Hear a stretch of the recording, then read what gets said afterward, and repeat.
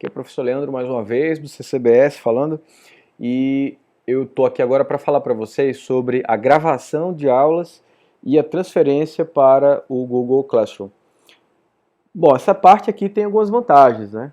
Esse formato, porque você pode tranquilamente colocar uma aula gravada na plataforma e com base nisso o aluno pode assistir quantas vezes ele quiser. E ainda assim, se você tiver alguma dificuldade operacional durante a aula ao vivo, né? Faltou internet, faltou energia, ou enfim, qualquer que seja o problema operacional, essa é uma alternativa que eu considero interessante, tá? E é uma alternativa muito interessante também para quem utiliza o método da sala de aula invertida, porque você deve primeiro fornecer uma videoaula para os alunos para que eles assistam e depois você trabalha em sala de aula metodologias ativas, tá certo?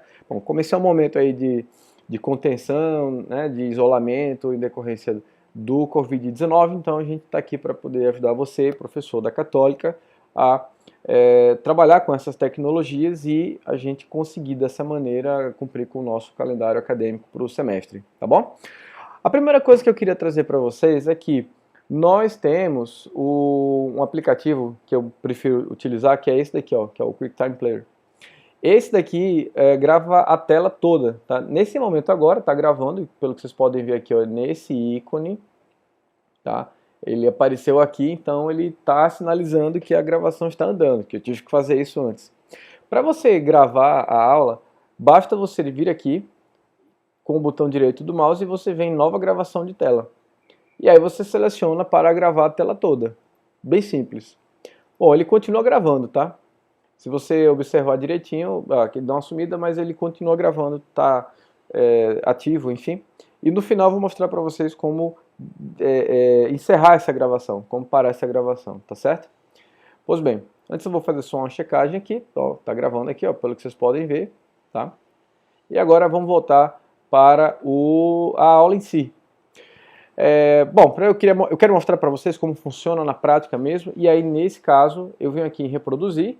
Para quem usa PowerPoint pode usar lá a apresentação de slides, né? De toda maneira, mas ele vai ficar dessa maneira aqui. E aí, mais uma vez, eu sugiro que vocês utilizem as setas para poder guiar os alunos em relação ao que vocês estão planejando ministrar, né? Eu vou passar aqui alguns slides só para vocês observarem como fica mais ou menos a nossa... Isso aqui é uma brincadeira que eu faço com os alunos. Todo começo de aula eu coloco um meme, porque é para contextualizar com aquele assunto, né? E aí, no caso, aqui tem as perguntas, né, condutoras dessa aula, eu coloco inicialmente também, tá aqui. E aí começa a aula em si, né? Aí eu sempre trago aquela discussão do meme para o que está sendo trabalhado aqui nesse momento, tá? Aí vai passando, eu vou falando, e é importante que essa fala não seja uma fala maçante. Você deve ter, na verdade, certa objetividade quando você for falar, tá? Então, por exemplo, na via vaginal, que é uma das vias de administração de medicamentos, a ideia é que ele atue localmente, né? Ele visa principalmente essa ação local. A ação sistêmica não é desejável, especialmente em decorrência dessas características do tecido, que por conta do ciclo menstrual, de secreções diversas, você pode ter uma diminuição na capacidade de permeação da substância pela mucosa vaginal.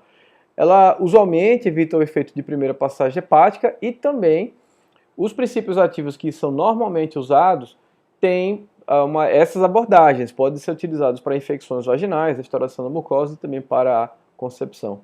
Já a via respiratória tem como características a sinonímia, né, como via inalatória, e também visa, nesse caso, né, visa a ação sistêmica de fármacos. Ou seja, gente, sem muito arrudeio, eu estou colocando aqui para vocês como narrar, né, como discorrer, como ter uma eloquência mais adequada para esse tipo de transmissão, que tem que ser fluida, tem que ser como se fosse um bate-papo, como se você estivesse participando de um programa de rádio, participando de um programa de TV, uma entrevista, alguma coisa nesse sentido bem mais fluido, sabe, bem mais tranquilo, e sem ter que você ficar voltando sempre, falando a mesma coisa várias vezes, como às vezes a gente costuma fazer nos áudios do WhatsApp, né? A pessoa dá o seu recado, mas ela volta a falar sobre a mesma coisa várias vezes, e isso torna um pouco a comunicação por aqui um pouco mais maçante mesmo, tá certo? Aí você terminou a sua aula, foi lá pro final, enfim, terminou tudo direitinho, ok.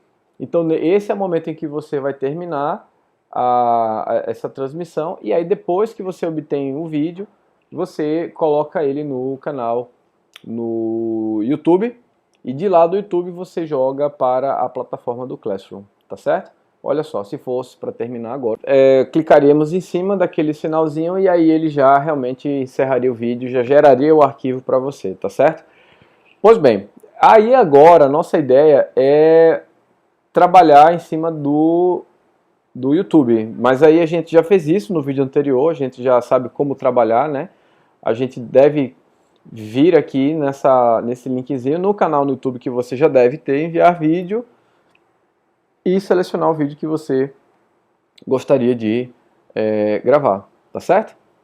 Gostaria de exibir para o pessoal, basicamente isso, e aí depois segue lá para a nossa plataforma e lança a partir da criação do link, né, que vai ser feito. Você pode apertar aqui ou aqui, tanto faz, você já vai deixar disponível esse material para os alunos, certo? É isso, gente, então espero que tenham aproveitado, a gente se vê então no próximo